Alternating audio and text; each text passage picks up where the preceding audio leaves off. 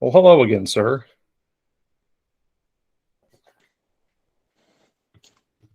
What are you drinking on? From side project, it's called Parfait. Nice. It And is, I don't know, some with toasted marshmallow and coconut. And I don't know, there you go. I just finished some off barrel aged. a mile wide Centauri for Northeast IPA. Pretty good. Almost reminds that old school hopness that I think is coming back around. So, Sweet.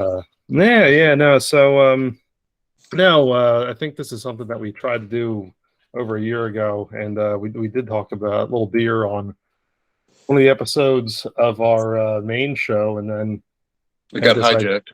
Yeah, hijacked, and we got this idea to kind of branch out and actually maybe do these deep dives. So we started a sports-related show. We're going to do some other ones, but this was one that was definitely at the top of the list. So we're going to do a beer-related series here. So I don't know how often we'll do it, and I don't know what we're going to end up really getting into. Kind of try to have more of an organic conversation, but I think this is going to be spearheaded by myself and you, and I think it'd be cool maybe to talk to a brewer or someone at some point that's maybe got more knowledge than you and me. Although that might be kind of difficult.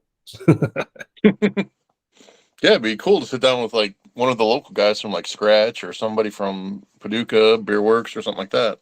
Oh, yeah, definitely. So we're gonna working title this. I called it the Noise BEERgade. I don't know if I'm really a fan of that or not. I just was kind of drinking one night and came up with that one. So we'll see how that goes. But um, now you and I were kind of talking about how we were going to run this one, and I think we kind of got some a good idea down of how we were going to approach this topic, and just kind of use this one as kind of an introductory. So we may have like hit upon this when we tried to do this about a year or so ago, but never really got too deep into it because it just kind of went off the rails. So yeah, let's just kind of start, man. Like what uh what was your foray into the beer world, if you will? My dad and my grandpa. Um, my dad was probably a lifelong alcoholic. You know, he had a couple drinks every single day, whether it be beer, or Manhattans, or whatever. And just growing up, it was always there. I didn't go out to seek it because if I ever wanted it, I can grab it, but I never abused it. And probably my first ever beer was with my grandpa. I was probably 7 or so, maybe. Oh, dang. My grandpa always had a um, jug of wine, and he'd always have old style. Growing up in Chicago, on the kitchen table, and he's like, "Yeah, go ahead and try some." So I know that was definitely my first sips were with my grandpa. I'm German, so it was like beer was always there, and it was just kind of it was just there, you know. Right, Um, right, right. and my dad liked all different styles. I mean, some that I remember growing up are Special Export and Ice House and beer from Wisconsin called Point. Just random stuff like that. And just my dad and his buddies, they would go fishing, and they would always take me along. And I mean, I'd be little Bink, and because my dad was obviously Bink, and so I was always just there with them, and it was always around, and I mean, I never abused it or anything like that, but it was there. Right, right. No. And so, okay, I have a question for you then. Being in that area, and I can't recall, I had this conversation with somebody many years ago, but they always talked about the original Leinenkugel, not the stuff that we know now is their Hmm. shandies and all that, but the actual original. It was Um, just Leinenkugel. yeah, yeah. And I don't ever recall ever obviously seeing it, having it, whatever, but do you any knowledge on that one? Yeah, it was actually a red can or a red bottle. They came in bottles, and it was more of like an amber ale style. So it wasn't like the traditional like because it's in near right near Milwaukee. It Hmm. wasn't like Miller Lite or anything like that. It actually had some more flavor to it. So that was kind of like the stepping stone up to craft beer, in the '80s. So Yeah, and again, so I can't recall. I had that conversation with somebody a long time ago, and they recalled that. But I knew they were older than me, so Hmm. that was kind of like something they had remembered. But you see that amber ale, kind of the step up, and that was my foray into the beer world. Was Yuengling. Growing up in the Northeast, that was obviously the big deal. I mean, the first sips of beer I can remember having probably a holiday party as a youth were most likely a Bud Light, Miller Light, whatever was floating around. Um, but as I got older, Yingling was obviously this stuff that we gravitated toward when we could afford it, because it was a little bit more expensive than your Hmm. typical, Keystone and whatever else. When you're young, it's like, you know, money is not exactly flowing. So we're not sitting there going around hunting for the latest rares of a bourbon county or a, we're trying to find the cheapest fix, right? So Yingling was typically for us made sure that we'd always buy the bottle, the iconic green bottle. But then the funny thing is, being in that area, Yingling had several different styles. I think it's one of the first times I really realized that, breweries make different beer. I was obviously aware that, like, Anheuser Busch had, Bud and Bud Light. Okay, that made sense to me. But Yingling, for the longest time, always had the traditional lager, which everyone knows. Then they had a light lager. They had a premium beer. Then they had a light beer, a porter, the black and tan, and then the Lord Chesterfield, which is another ale. So they always had seven beers, always, as far as as long as I knew of, at least in my drinking age, or longer. It was so cool because up there it was very readily available. So, um, you know, to me, that was kind of like my, I guess, dipping the toe in the water into trying different things. It's like, let's try just the beer. Let's Hmm. try just the porter. And I remember doing the original brewery tour in the early 2000s. I just turned 21. And uh, at the end of the tour, they kicked you out into this really old school type bar. And you could get 2 6-ounce pours. And of course, I got the lager because I wanted to have it fresh. But then at the black and tan, and it was awesome. Like I had it before, like bottled, whatever, but like first time I had it like that fresh draft, and was like, my mind was blown. Like, I need to start really, trying to find different things now, because now I realize that it was just more than just, okay, this one thing it's all I'm going to try. So I ask you, beyond that foray into it, like, what was like your thing? Like, what, I'm going to try just something else. Well, in high school, I mean, we would drink like MGD because being in the Midwest, we'd get different beers than you. We get hams, Hmm. special export. I mean, Yingling, it was like never really even heard of it, or it's just that beer you can never get. So like, so we drank that stuff, pretty much whatever you can get your hands on. But then, um, I'll always remember this before college. And of course, I had drank beers before then, but my dad's like, all right, one night we're getting drunk on hard alcohol, one night we're getting drunk on beer. So we got drunk on hard alcohol, and the next night we got drunk on beer. And he's like, I want you to be prepared for college. So we drank, he bought, he went to the liquor store and bought just singles of random stuff. And I mean, Honey Brown was one of them. And there were so many different styles of beers, and just kind of found what I liked. And then going to college, my first year at SIU, it was pretty much just make sure you have your $3 to get a red cup and just drink as much as you possibly can. And that was my first year. And then my sophomore year, my roommate turned 21. And so once he turned 21, he started buying beer for everybody in our dorm. So we would buy beer off of them, of course. We charge them double, and we just start trying different stuff.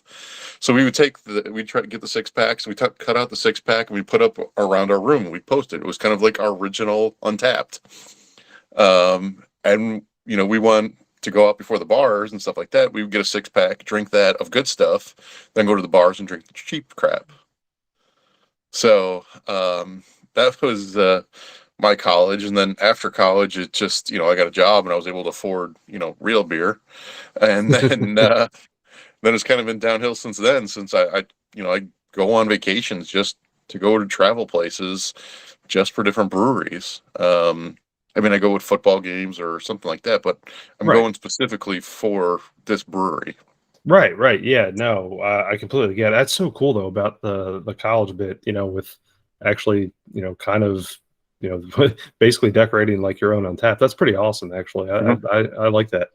The uh the thing that I find interesting is you mentioned MGD, and that Mhm. was one of our go-tos. Oh. Even with the Yuengling days, did a lot of that. Now why I don't know. I think it was Mhm. like the cool thing back then. Um, and I don't know if I could even take a sip of one now. Do they even still make that? I don't know, but I mean, it was brewed in Milwaukee, and we get a lot of that stuff. Plus, my one buddy, his brothers were older, and they would just buy us beer, which was Yeah, great. I'm sure yeah, they no, I charged us just double and triple, but you yeah, know. just it's just funny because I remember that being kind of a hot thing. Now, when I went down to here for college, obviously, Yuengling was kind of not in Kentucky and certainly not in Illinois. Mhm. And I spent a lot of time Kentucky, Tennessee. Not long after we moved down here, Tennessee started selling it. So we Mhm. would take trips to certain places just to pick up cases of it. But before then, we would take and do a lot of Keystone because what we could afford. Mhm. But then we had a hookup. A good friend of ours was a bouncer at a bar, and he was dating a bartender at the time, and they would do these, $5 covers and $2 pitchers of Miller Lite. Mhm. And then it became to a point where they started waiving the cover, and then it was just $2 pitchers of Miller Lite, and then it was there is no charge of anything, so we would just go drink for free on Friday nights. Oh, that's nice. Yeah, so we were going through several pitchers of Miller Lite, and it was just what we did. Mhm. Keystone at home, Miller Lite at the bar, because we didn't have to pay for Yeah. it. but Well, but we would other do quarter drafts, and on Tuesday it would be at Gatsby's, and then third Wednesday it would be at Sidetracks in Carbondale. So like, you would just save up your change and just go there and get hammered. And of course, it yeah, was crap beer. It was Miller Lite or the Beast or some of those oh, things along those lines. yeah. Oh, talking about the do the beast. Oof. That's one that I can recall having, a bit of early on. Maybe one of those times I was like, let's just throw down a 6 pack with some Keystone or something. But I Hmm. always stuck with what I knew, and what I could, find. That was the other thing too. Moving down here, going to Murray State, that Murray was basically damp at the time. You can only buy it by the glass. There was no Hmm. packaged goods, so packaged goods we had to go down to Tennessee. Well. And when we went down to Tennessee, this is well before Yuengling and stuff. And even then, like the place we went to, wasn't like after Yuengling came into Tennessee. It's not like they had it. Hmm. You basically had your cheap choice, your not cheap choice, and that was it. I mean, Hmm. like, do you want to how much money do you want to spend on? Like, you basically had Keystone, Coors, and maybe Miller and Bud, and that was about it. I mean, there was just Right. nothing there. Um, so fast forward a couple of years, and that was kind of like a thing. Um, and really outside of college, I mean, dude, that was really about it. I didn't do a whole lot, Hmm. up until basically the end of college is when I started really finding it and figuring it out. So I don't know. What about you? Like, what was like really the timeline? I know you talked about trying some different things in college, but when you got out of it, as far as being able to buy your own, what 15, almost 20 years ago now, roughly. No, at least. So I graduated SIU in '01, and I was drinking multiple different types of beer. And then I moved back to Chicago. My wife was finishing pharmacy school. So, like, I got Bourbon County at the infancy age of going to the, Goose Island before anybody knew what it was. I had a good buddy of mine who lived in the city, and we'd walk to different breweries from his place. And, I've been to Half Acre and just a number of different ones around the city of Chicago. Revolution, like before the beer industry got going, and we were drinking these styles before they became popular. And it was like you can get stuff on the shelves so easy. Now it's, well, can I find it? Or do I have to do a preview or a prepay for it, or, whatever it might be to get some crazy stuff. Back in the day, it was easy because nobody was really in that realm of craft beer. Right. Yeah. No. And I think that's one of the parts I missed out, like living down here initially. Again, part of it was affordability, but two, there was nothing around. It's not Hmm. like breweries were prevalent. We didn't live in Right. any major cities or anything. It really wasn't until I started traveling Hmm. back up north. And we did that quite frequently anyway, but what really sparked my interest was we'd stop at a gas station and we'd look for something to drink. Well, after a while you kind of grow tired of the Miller and whatever else, and so you'd find these random six packs of typically it was like an amber or maybe some kind of Hmm. pale ale or something kind of uncommon, but sometimes you'd find a lager. And it was always these local places, Hmm. they'd never heard of. And, it's like, yeah, I guess I'll try that. And that Yeah. was it. That's all I needed. It was just Hmm. that one little, like, boom, like, okay, maybe there is some different stuff out here. So I didn't quite have the cool, like, having the Bourbon County stuff in the early zeros. That Yeah. certainly wasn't, I don't remember even having one until maybe 2011 or 12. Hmm. That's probably the first time I remember even seeing it or maybe even hearing about it. Just wasn't Yeah. really not nearly what it is now. And like too, like growing or living in Chicago, we would go up to, Gurney and go to the outlet malls or go to Great America or Six Flags, whatever, and then we'd Mhm. go across the border to Wisconsin and we get New Glarus. Yeah. We were getting Spotted Cow, we were getting their sours, and kind of before sours even became anything, there were fruit beers, and just like how styles have really changed. But I was thinking back in Carbondale, at Pinchpenny, they brewed their own oatmeal stout, and it's still one of my favorite oatmeal stouts I've ever had in my life. Oatmeal stouts are like a lost art. It's hard to Yeah. find. Yeah. Yeah. No kidding. Funny you say that. Well, we're gonna do deeper dives into Hmm. styles on episodes and stuff. But I've had a couple of IPAs recently that really reminded me of stuff that I had years ago. It's almost like it started to come back around with either that Hmm. or my palate may have flipped for whatever reason. But it's Right. almost like it's starting to come back around with that. I just Hmm. remember that really natural, piney, just in your face hop that's just Hmm. not there in a lot of IPAs. They almost tend Right. to be more malty these days. Hmm. Or So citrusy or orange right, juice. right. It's the balance is nice, but it's Hmm. not, to me. It's not an IPA. It's just a Well, beer. It's you know, growing up too, like they didn't have all these super styles. It was porter, stout, lager, IPA. I mean, that was it. There was no fruited this, that, whatever. And it was just the basic things like black IPAs. Those are you can't find those anymore. I no, absolutely love those. me too. No, me too. And anytime I see one, that's one of the first things. That's usually a natural draw for me. Hmm. Is black IPA. They call it a Cascadian too, don't they? Yes. Yeah. Uh-huh. Yeah, but those were everywhere, 15, 20 years ago. And, at least in the craft area. Hmm. But now, I mean, it's like finding a unicorn, you know? Yeah, I don't know. It's another good conversation. I think that might be a good conversation to kind of revisit, maybe with a brewer or just somebody maybe that's doing some research why it kind of disappeared. But that's Hmm. not the only style that's really disappeared, or at least Hmm. not there's certain ones to me, and I know they're not you know the popular ones or whatever. But not everyone makes a good brown ale. Oh, yeah, That's honey something that brown. I don't know yeah. if you used to have that. I've had it, but Okay. just yeah, I know exactly That what was you're talking about. Yep. that was all around, Chicagoland area was honey brown, and that was one of the started the craft beer stuff. And it was good.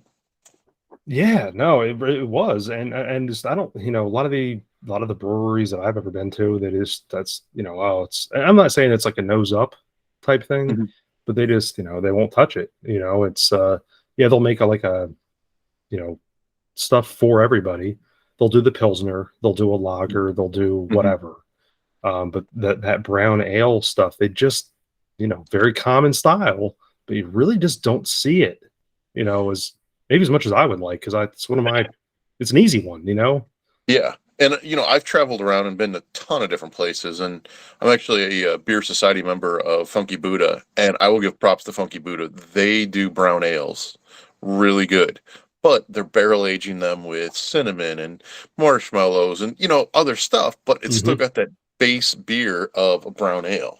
Right, right. And I think that's one of the things. So I started home brewing back in 2013, about 10 years ago now, and did it on different scales. And the first thing that I really wanted to tackle was an amber, because that's what I was used to. I was used to Hmm. drinking, darker beer. Now, granted, I wasn't lagering. Killian's, yeah, Killian's Irish Red. Yeah, I wasn't I love that. lagering or anything, Right. but that was certainly a style that I wanted to shoot for. So that's what I did. It was easy. It was an extract beer. It's what Hmm. anyone that's brewed, that's where they start. They start with extract. So, um, and for my accounts now, it came out just fine. I could probably be completely wrong and be just only remembering the things that I want to remember. But it's those things, like I never would wave my nose up to the brown or the amber or the red ale, that stuff, because that's what I remember really getting into, Hmm. early on, ahead of almost anything else. Yeah, You know, and just a definitely. lot of places just don't do the basics. They always Hmm. have to go for. And don't get me wrong, I love my fruiteds and I love the double IPAs and I love all the crazy stuff, but they just don't do them, and it's a shame. Hmm. It's almost like you're shooting for, I don't know, you're trying to keep your craft audience happy, but it's like you're also kind of shooting yourself in the foot, because you could Hmm. be attracting a lot more people with the basics. Yeah. Me and my buddy were out in Colorado for a football game. Of course, we went to different breweries, and we were at this one brewery, and we just sat down and like, porter. It just said porter. We tried it. We're like, holy cow, this is the roasty old porter, that we miss. It's like you just miss that basic beer because everybody's throwing everything in the sun in it, you Yeah, know? no, you're definitely not wrong. That's one of the things, the two breweries that we have in town. No, they don't really make the greatest beer, but I absolutely love the Paducah Beer Works porter. It's just a Hmm. good, solid porter. Hmm. And it's, again, it's very simple. Hmm. There's not a lot to it. There's not a lot thrown in it, but I like it, and Hmm. I've had it time and time again. It's not like and I'll have it again at some point. It's not like it's like you said, they throw marshmallow in it, or they do, you know, they barrel this or they barrel Hmm. that. And again, I look, we're gonna have deeper conversations into that sort of thing, because I absolutely love that stuff. But the basics are just, man, for a lot of places, just not there. Hmm. I don't know. Well, something that I used to grow up to, being German, we would always have German beer from the little local places, and we'd get it from Germany and Hefeweizens. I mean, Hefeweizens with banana. I absolutely love that banana flavor, and like you can't find those now unless you're getting some sort of beer from Germany. Nobody in the United No, States makes a good Hefe. 100%. That was one of my favorite gateways. When I took a trip to Utah with my parents in 2005, Hmm. uh, went to a brewery, Wasatch. It was in Utah, and I can't remember Oh where. yeah, Yeah, can't I've remember had the that beer. city. Yeah, Yeah. but they had a Heffa, and Uh-huh. I had their porter too, which at the time they named it Polygamy Porter, which is kind of funny. Good old Well, it Utah. couldn't be over what, like 4% or something like that, 5% because of the state law. Yeah, they had some goofy stuff. Hmm. Yeah, and but their Hefe, it was awesome. Had that banana was just perfect. Hmm. It was just perfect on it. That's the fun of the Hefe. The banana bubble gum. You get that Banana just Laffy Taffy. I need to have that. And if it's yeah, not there, you're not doing it right. yep, exactly. Hmm. That's funny though. It's again, it's a style. No one touches that. I Hmm. mean, your bigger craft breweries do every once in a while. And when they do, it's still not always a winner. No. You know, they miss something on it. Hmm. I'm trying to think of, gosh, I can't even think the last time I went somewhere and saw some, place that, like a brewery that I went to that Hmm. had it on tap. Just Yeah, like my go-to is Hacker Shore. If I see that, like if I'm out and there's nothing and I see that, I'm like, I'm grabbing one because I just haven't had it. right, right. Yeah, and I can't even, it's sad because I can't even think of a good, like, I don't know, a craft place in America that even touches a good, outside of what I just mentioned in Utah, but Mhm. I don't even know if they're still in business. Right. um, um, yeah, no, it's weird, but you're right. So my parents lived in Germany for 3 years before I was born, and so they had the Steins always, Hmm. that they collected. Oh yeah. And so, of course, over time, I'd go back and I'd try to get the German versions of that beer because I was Hmm. curious. A lot of Lowenbrau, you know, Yeah. real typical. But then over time, they opened up the Hofbrau. Hmm. Got real popular here because now they have like the Hofbrau houses Yeah. and all I've been that. to a couple. Yeah, yeah, and that's I think it's a cool thing because those places to me are doing your more typical beer, Hmm. the stuff that brings everybody in. But Yeah. the same or similar recipes that have been around for hundreds of years, which is really cool. Hmm. Um, and I think that's it's cool because like it's good to remember like where this all really started. Yeah. Um, Well, I mean, you know, most Americans don't take German beer besides a lager and an Oktoberfest, like a Marzahn, or Oktoberfest beer. Um, and I think Sam Adams does a good job on doing that. That's the only time I ever get Sam Adams every year. But that's one style that the Americans have done well is the Oktoberfest style beers. yeah, yeah, they kind of figured that one out. But even then, that's it's kind of a limited palette type thing. Hmm. I can have a handful and then I'm done with it. Yeah, I'm good till next year. Yeah. Yep. Yep.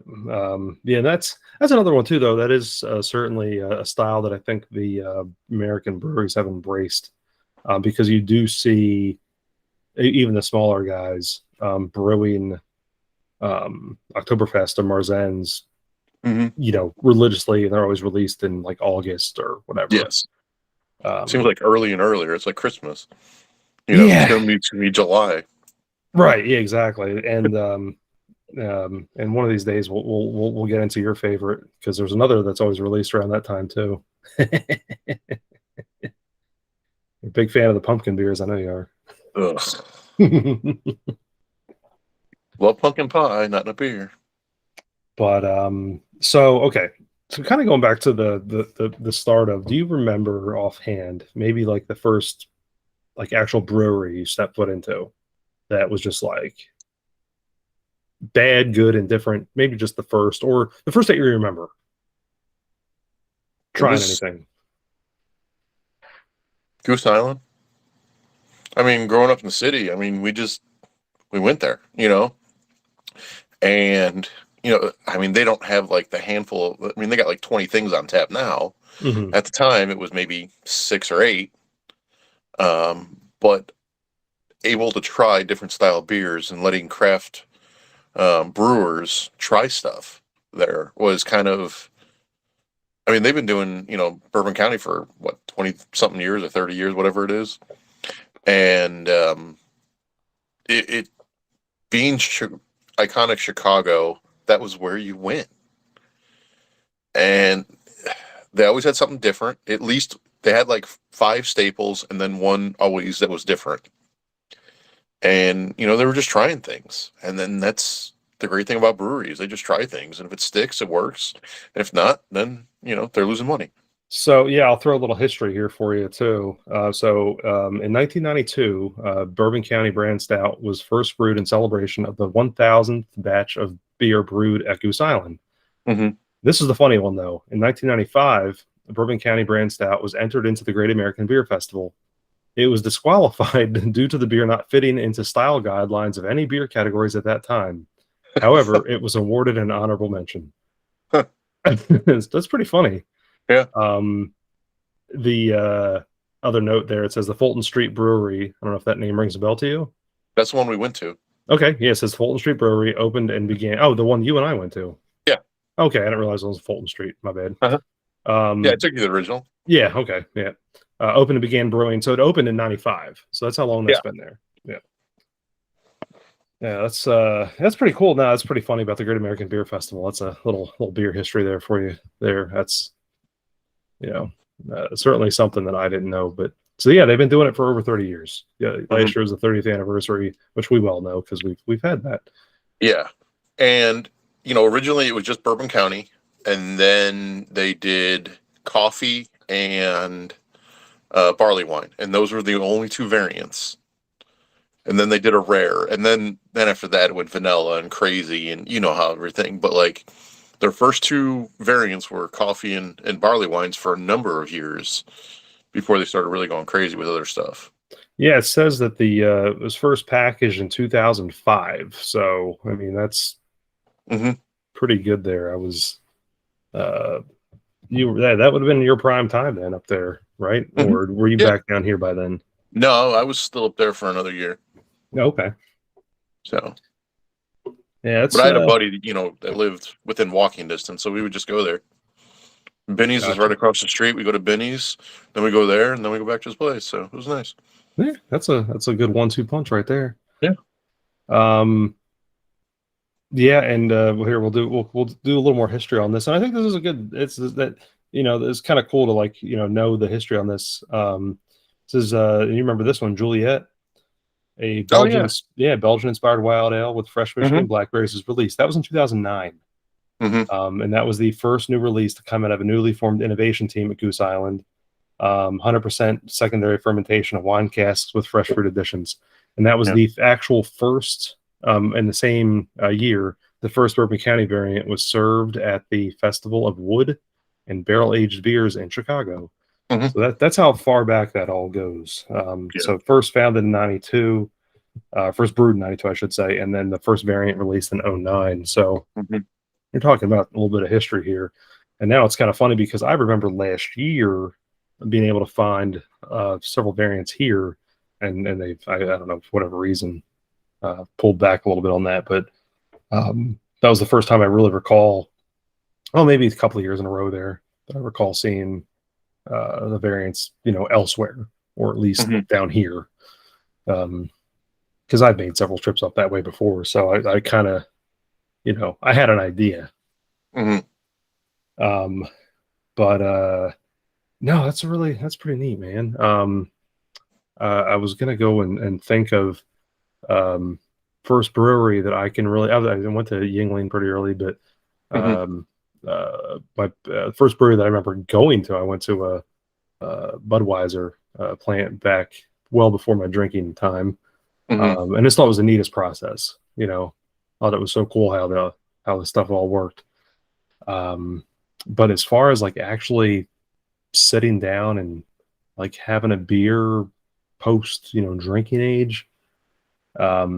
It was probably Yuengling. I mean, and because I was just 21. It wasn't like it was so it was really cool because, really thinking back on it, it was the oldest brewery in America.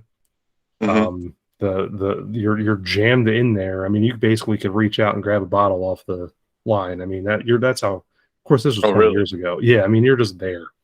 I thought that was really cool. But that's really the first time I can remember. And then the year later, a couple of years later, going out west and going to the place I mentioned in Utah to Wasatch or Wasatch. I'm not sure how to pronounce that. Yeah. But that's really the first ones that I could recall. It's around the 03, 04, 05 time frame. Because quite honestly, down here, it's distilleries, Yeah. Yeah. So Half Acre also had a tiny little place as well, and they were putting on IPAs that were just absolutely killer, West Coast style, and it was just different than anything that was going on in Chicago. And again, my same buddy, we would, would go there as well. And then there was a little biker bar right across the street called Bad Apple, and they would have a ton of different things on tap and just great hamburgers too. And it's just like I haven't thought about that in probably X amount of years, but just bringing talking with you, just the memories just keep coming back. Yeah, yeah. No, that's the whole point, man. This it's supposed to be an organic like experience of just trying to remember stuff, and Mm-hmm. it's funny because most of the time, like talking to anybody, I love seeing that because I can't remember hardly anything. Mm-hmm. So eventually I'll get there 10 episodes down the road from this. I'll be like, oh yeah, I remember having Uh-huh. um but I will say this. So this was really funny. Again, not a news story, but it's in the realm of discovering brewery. So I was up in Savoy, Uh-huh. our wonderful place where Triptych is, and I had gotten uh, something to do at U of I, and I couldn't recall what it was, but I had stayed down in Savoy because the hotel was cheaper. Because at the time, it was, money was kind of in a pinch at work, and we were just trying to, get stuff done. So I was sent on a training and ended up staying down there. I was looking for something to do, and someone had said that they'd opened up this new brewery, not too far from where I was staying. And so I walked over, and it like literally had been open for like maybe a month. Mm-hmm. And that was Triptych. Yeah. And it was like kind of hard to believe because, going back on it, it was like completely different experience at the time because they were one of the first places I ever walked into that had like 12 or 15 different things on tap. Mm-hmm. I was so used to going to places that had like 4 Yeah. or 5, wasn't hardly anything. And they Mm-hmm. were the first ones like, hey, let's just have this expansive selection. That was new. That was like new world to me. Mm-hmm. And that was a fun day. I'd imagine. And I've tried to go there at least once a year. Yeah. Just to stop and at least stop and pick up cans or whatever. It's but yeah, that was one of the first experiences I had of really seeing like Mm-hmm. new. But I think Well, I even do the same thing, like driving home to Chicago. I always check my phone, or well, at the time I was checking the internet to see if any new breweries came about. And then there's Brookstone up in Bourbonnais, which I checked out when it was freshly open, and then Triptych because it's like, hey, it's a little bit off the road. I'll take my map quest and I will go there and just see what they have and grab some beers and go from there. yeah, and I tell you what, man, I've never really been disappointed. It's Mm-hmm. one of those just, it's a weird, like in a weird spot. It's, not really anywhere near. It's like 3 or 4 miles south of downtown Champaign. But it's, yeah, it's such a good place and a good brewery, and they've expanded quite a bit over the years. But and we'll get into different places and some of our favorites in future talks. But yeah, I was thinking about it too, as you mentioned it earlier when we first started recording. We're really close. You're closer than I am, but really close to such a unique one in Scratch. And Mm-hmm. that was one of the first like ones around here that I was able to have. Um, and this goes back to probably 0809 or whatever. Yeah. Well, weirdly enough, I went the second weekend that they were open. We had heard about it, and we're like, let's just give it a try. So we went there, and then we went to Ava Fish Shack, which we always like going out there. But um, they just had different stuff, and like they're nationally known because they're just doing weird stuff. They're hippies. They just live out in the middle of the woods. They forage, and they do cool stuff. And it was just like, and seeing like how much Scratch has grown from tiny little one room thing to where they're at now, it's cool, you know. That's what I remember. So a good friend of mine, who I will see next week, actually, and you met him, my buddy Brian.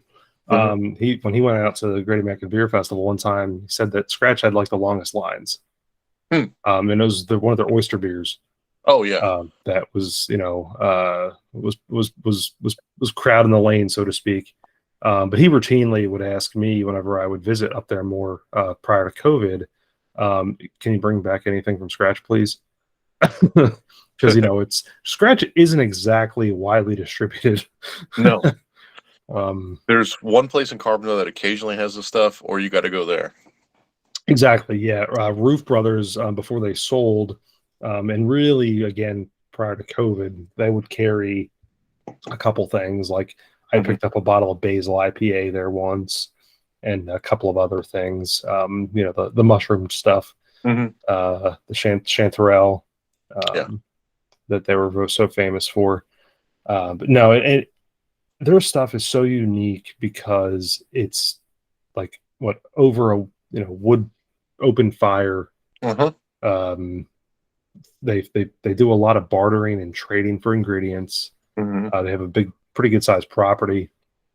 They forage for a lot of stuff. Yeah. It's kind of unheard of, Mhm. but everything is so good. Mhm. It's just different. It's Yeah. so fresh. Yeah, that's definitely one that when I first really started working and was able to kind of explore a little bit, that was really the first one down here. Mhm. But yeah, I like that one. That's Mhm. still good to this day. Yeah. And you were so gracious to pick me up a bottle, so I You're appreciate that. welcome. Mhm. Um, but so beginning memories, is there anything else that you have like that just kind of fell in there? Or? Hmm.